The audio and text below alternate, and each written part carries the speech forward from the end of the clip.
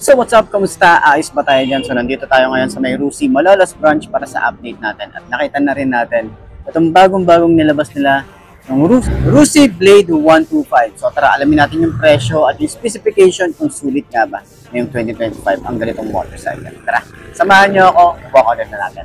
Ayos na ayos yan.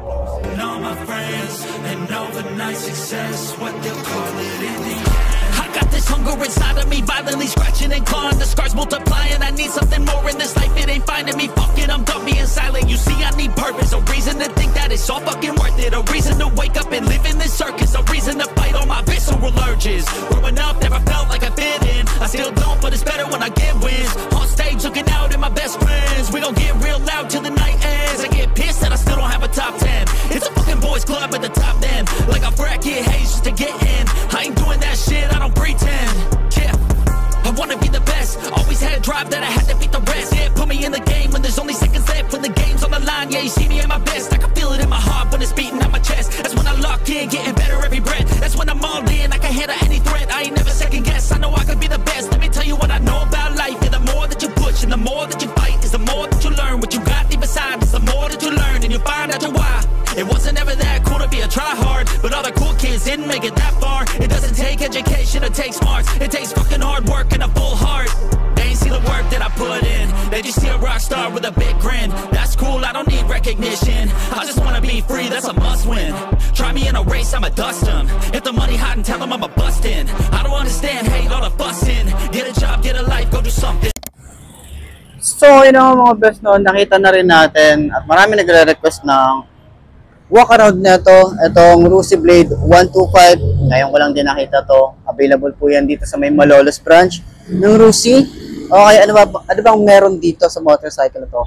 Inspire lang naman siya sa Smash Legendary. Okay, dun siya inspire. Alam niyo naman yan kung anong sinasabi ko. Pero dito kasi, meron tayo ritong LED na headlight and then halogen bulb pa rin yung kanyang signal light. Pero yung forma, yung kulay, meron tayong kulay white dito, may yellow lining. At pansin nyo naman talaga na parang angat na angat yung kulay niya, di ba? Hindi ko din sure kung ano pa yung mga ibang kulay na lumabas nitong Rusi Blade 125. At sana maglabas din sila ng FI na ganito. So, telescopic fork, naka-single disc brake tayo dito sa harap. Sa likod naman, naka-dual shock tayo rito.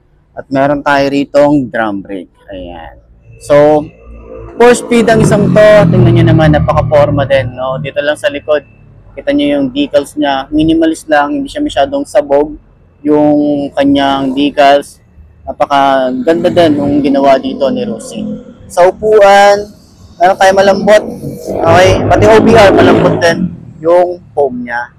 At dito naman sa ating panel gauge, meron tayong analog and sporty looking yung kanyang design. Colorful naman siya.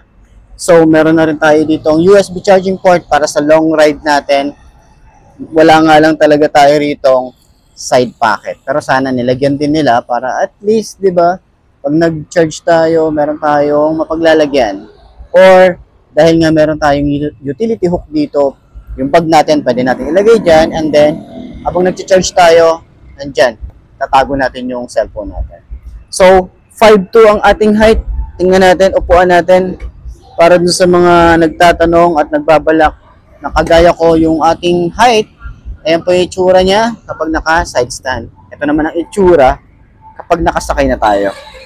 Uy, malambot yung malambot yung upuan pag sinakay natin. Ganda ng foam. Yung shock niya sa likod, ramdam na natin na malambot. Yung shock niya naman sa harap is malambot din. Ayan. Kayo na ang mag-judge, okay? So, ganyan ang itsura kapag sa turning radius, malawak din naman pero malaki din yung space pa natin dito. Legroom natin, malawak din. Kita nyo naman yun, di ba? So, kapag may mga gamit tayo rito, pwede natin ilagay dyan. Okay?